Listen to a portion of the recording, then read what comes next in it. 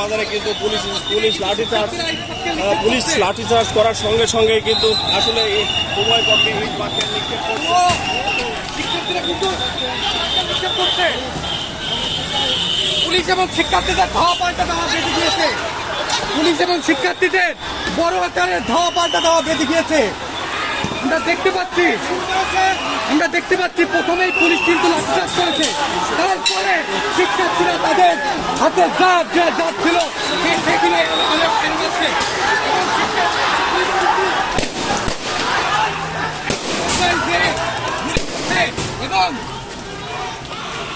এবং কিন্তু পিছাই যেতে বাধ্য হয়েছে।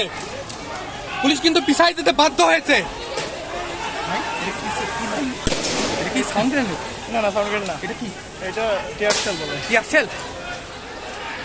পুলিশ কিন্তু ছাত্রদের উপর নিক্ষেপ করছে। পুলিশ কিন্তু ছাত্রদের উপর টিয়ার সেল নিক্ষেপ করছে।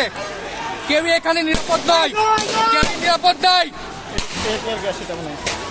টিয়ার গ্যাস মারছে, tear gas. Police tear gas নিক্ষেপ করছে।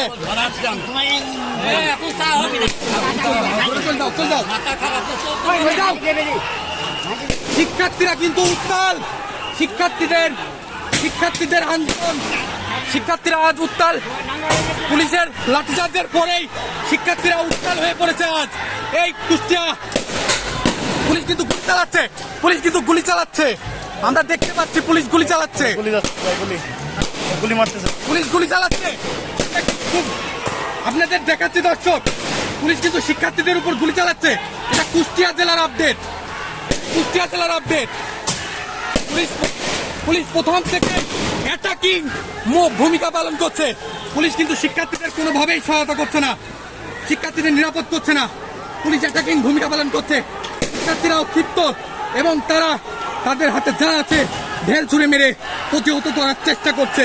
আপনারা দেখতে পাচ্ছেন প্রিয় দর্শক, এখানে উত্তাল এক অবস্থা বিরাজ করছে। সাংবাদিকরা, গণমাধ্যম কর্মীরা সরে যেতে বাধ্য হয়েছে, কারণ খুবই উত্তাল একটি অবস্থা বিরাজ করছে কুষ্টিয়া সাতাম বাজার মোড়ে এবং ছাত্রদের আক্রমণের ফলে পুলিশ পরিকল্পিতভাবে ওদেরকে গ্যাস